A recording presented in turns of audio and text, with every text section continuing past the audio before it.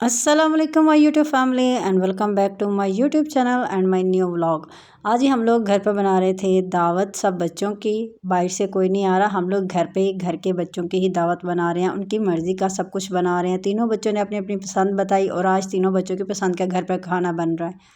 सबसे पहले हम लोग यहाँ पर डेज़र्ट में बना रहे हैं कस्टर्ड, और कस्टर्ड बना के हम लोगों ने फ्रिज में रखना था, इसलिए सबसे पहले इसी को बनाना शुरू किया। लेकिन कस्टर्ड जो है मिक्स करते वक्त पैकेट को जब खोला तो वो सारा जो है वो फट गया और थोड़ा सा गिर भी गया, बट बच गया, इतना ज़्यादा नुकसान नहीं हुआ।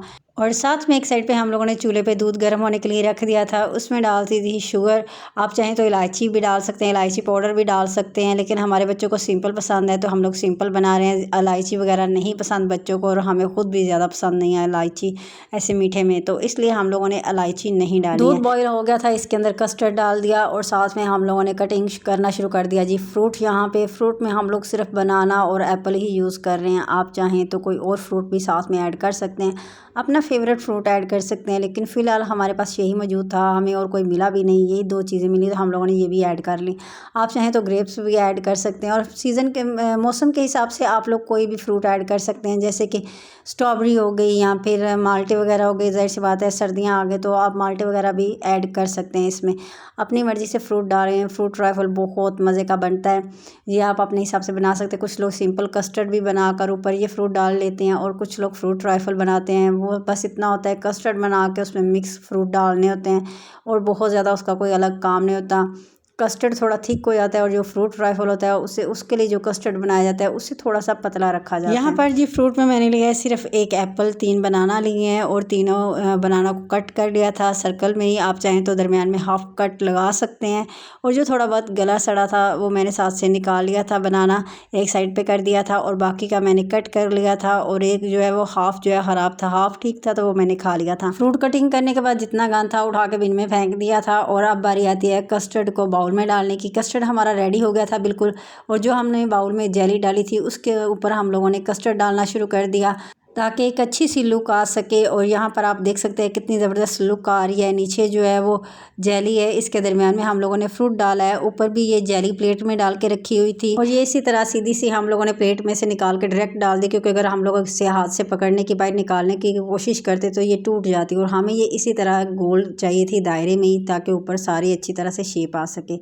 और साथ में हम लोगों ने बनाना कट करके ऊपर लगाना शुरू कर दिया था। फ्रूट जो है वो इसकी सेकेंड लेयरिंग के अंदर हम लोगों ने डाल दिया था, लेकिन वो मैं वीडियो बना नहीं पाई क्योंकि मैं बिज़ी थी, तो इसलिए वो वीडियो स्किप हो गई।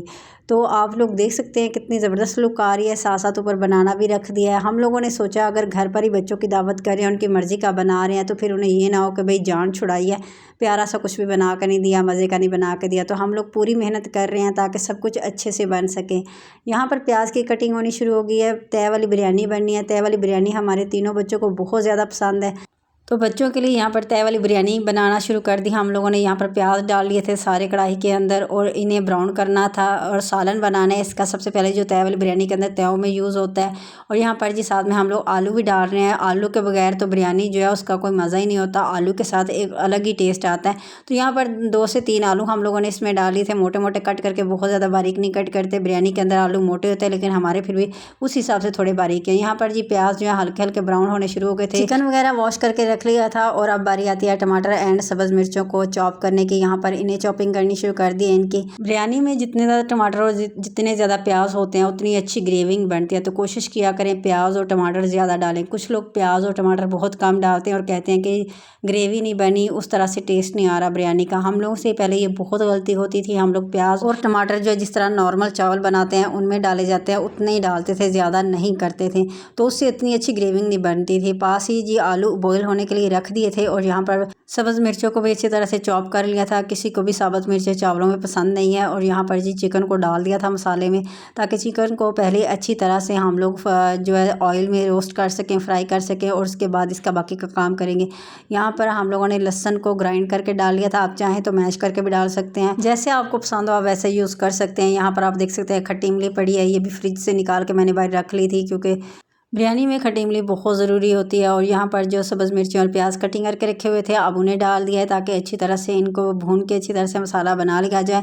और इसके बाद इसमें डालनी है दही, और दही को यहाँ पर मैंने डाल लिया। जितना दही डालना है उतना आपने एक अलग बर्तन में निकाल लेना है। यहाँ पर जी आप देख सकते हैं टमाटर अच्छी तरह से सौटे हो गए थे। उसके बाद जी साथ में हम लोगों ने आलू बॉईल होने के लिए रखे थे, वो भी चेक कर लिए थे कि आलू बॉईल हो गए या नहीं। तो बहुत ज़्यादा जो है ना आलू नरम नहीं करने हैं, आलू थोड़े से जैसे वो 90% आप लोगों ने बॉईल करने हैं। जिस चावल में आप एक कनी रखते हैं वैसे ही आपने आलूओं में रखनी है, क्योंकि बिरयानी के अंदर भी इन आलूओं ने गल जाना होता है। तो इसके बाद इसमें डाल लिया था बिरयानी मसाला, साथ में सारे मसाले जो नमक, मिर्च, हल्दी, खुश्क धनिया पाउडर, ज़ीरा पाउडर और साथ में गरम मसाला वगैरह सब कुछ ऐड कर लिया था। मसाला अच्छी तरह से भून लिया था और यहाँ पर दही को अच्छी तरह से फेंट लिया था ताकि इसके अंदर जितनी घुटलियाँ जितने सब कुछ ना अच्छी तरह से मिक्स हो जाए। और जब दही हम लोग मसाले में डालें तो इसमें कोई पल्प ना रहे। और यहाँ पर आप देख सकते हैं जी सारा दही हम लोगों ने ऐड कर लिया था सालन के अंदर। और सालन की लुक आप देख सकते हैं कितनी ज़बरदस्त आ रही है। आपने देख लेना है, आप जितनी मिकदार में बिरयानी बना रहे हैं उस हिसाब से आपने दही अलग से रखना है। और दही मस्ट है बिरयानी में, कम नहीं डालना है। आपने जितना ज़रूरत है उतना ज़रूर डालना है, उससे ज़्यादा डालने कम ना डालें।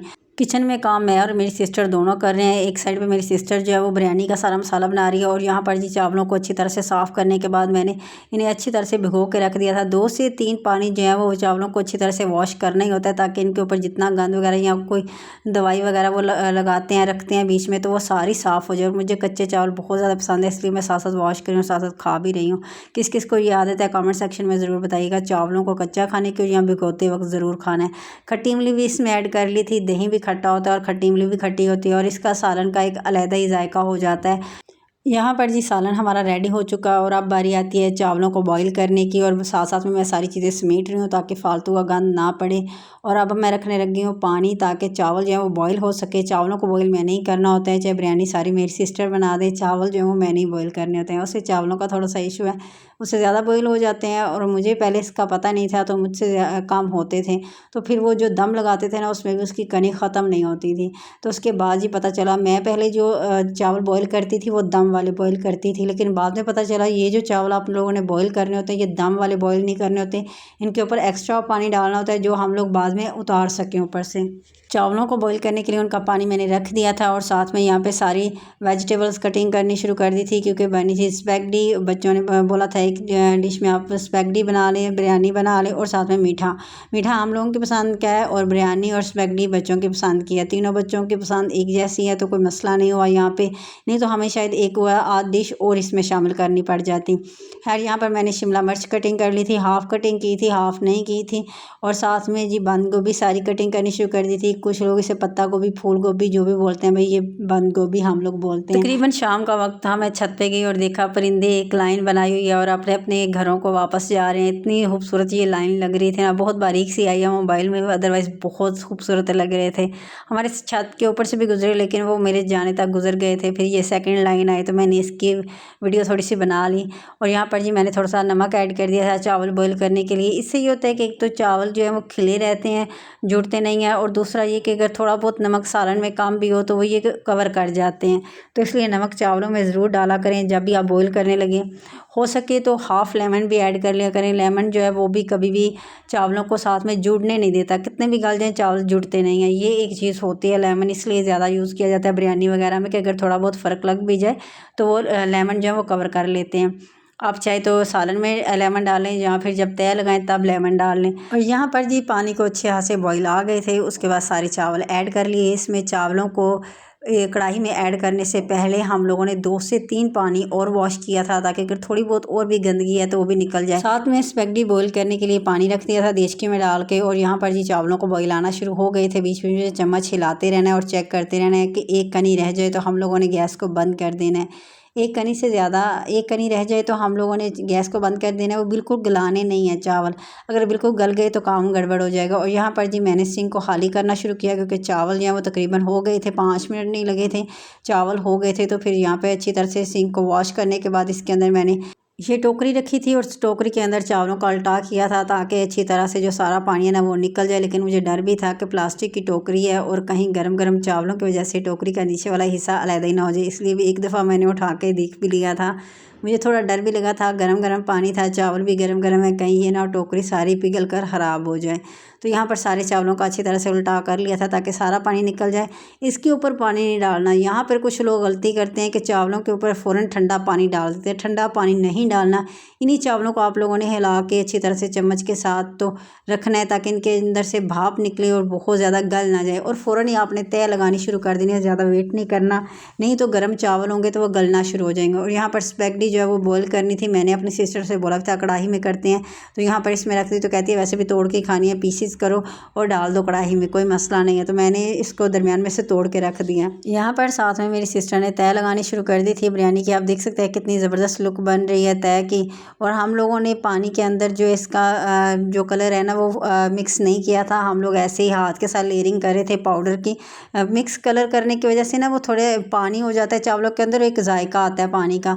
तो इस तरह अगर आप लेयरिंग करेंगे ना जस्ट पाउडर की तो वो जायका नहीं आएगा। तो आप पे डिपेंड करता है आपने किस तरह से बनाना है। एक साइड पे स्पैगेटी बन रही थी, स्पैगेटी जो है वो बॉईल हो रही थी, और एक साइड पे स्पैगेटी का बाकी का मसाला बन रहा था ताकि सारा काम साथ साथ हो जाए। स्पैगेटी भी तकरीबन हो गई थी तो इसे भी उल्टा कर लिया था। इसका भी सारा इसी टोकरी के अंदर आज इसी की शामत आई हुई थी। मैंने कहा कि भाई ये ना हो ये ख़राब हो जाए, लेकिन इसके अंदर हमें जो स्पैगेटी बॉईल करने का नहीं एक नुकसान हुआ, नीचे जो है ना थोड़ी बहुत ना इस तरह इकट्ठी होकर स्पैगेटी रह गई थी जो गली नहीं थी अच्छी तरह से। तो मैंने पहले ही बोला था कि खुले बर्तन के अंदर ये करनी पड़ेगी हमें, लेकिन मेरी नहीं मानी तो इसकी वजह से ये थोड़ा सा हो गया। लेकिन खैर वो निकाल के साइड पे कर दी थी। स्पैगेटी वैसे भी काफ़ी ज़्यादा थी। नॉर्मली हमारे बच्चे खाना खाते हैं, बहुत ज़्यादा नहीं खाते हैं, तो हम लोगों ने पूरी पूरी चीज़ें बनाई, बहुत ज़्यादा ओवर नहीं बनाई कि दिखाने के लिए भाई इतनी ज़्यादा देश के भर के बना दो और खाने में सारी चीज़ें ज़ाया जाए। ये भी चीज़ें ज़्यादा थी, आगे नेक्स्ट डे तक ये चीज़ें पड़ी रही थी। और यहाँ पर साथ साथ मैंने बर्तन वॉश करने शुरू कर दिए थे ताकि सारा जो काम है ना वो साथ साथ निपटा लूँ। बाद में भी बर्तन बहुत ज़्यादा होने हैं वॉश करने वाले। जाहिर सी बात है खाना भी बच्चों ने खाना है और खाना बन भी रहा है, तो बड़े छोटे बर्तन भी बहुत ज़्यादा होंगे। ये बर्तन एक दफ़ा साफ़ हो जाएंगे तो टेंशन ख़त्म हो जाएगी। और अभी मेरा कोई काम भी नहीं था, मैं फ्री थी, तो मैंने सोचा चलो किचन की साथ साथ सफाई कर लेती हूँ ताकि बाद में मुझे कोई मसला ना हो। जाहिर सी बात है बर्तन वगैरह बाद में मैंने ही वॉश करने हैं। बहुत ज़्यादा बर्तन होंगे तो वॉश नहीं होंगे, नए बर्तन है, और जो नए बर्तन होते हैं थोड़े भारी भी होते हैं और नए भी हैं, तो इसलिए हम बच्चों को नहीं देते उनमें से कोई भी वॉश करने के लिए। अक्सर मेरी भतीजियाँ भी जो हैं वो भी बर्तन वॉश कर देती हैं, लेकिन जब बर्तन नए होते हैं तो वो बर्तन जो है हम लोग नहीं उन्हें वॉश करने देते। कांच के बर्तन बीच में होता है, ये होता है कि बच्चियाँ कहीं अपने हाथ में ना मार लें, तो इस वजह से थोड़ा ध्यान रखना पड़ता है। यहाँ पे जी बर्तन वॉश कर लिए थे, साथ में ये एक पानी की बोतल थी, ये भी मैंने भर के रख दी थी। ये जी फर्स्ट पार्ट है इस वीडियो का। सेकंड पार्ट भी आप लोग ज़रूर देखिएगा। वीडियो अच्छी लगे लाइक शेयर और कमेंट्स कीजिएगा, चैनल को सब्सक्राइब कीजिएगा। मुझे अपनी दुआओं में याद रखिएगा। अल्लाह हाफिज़।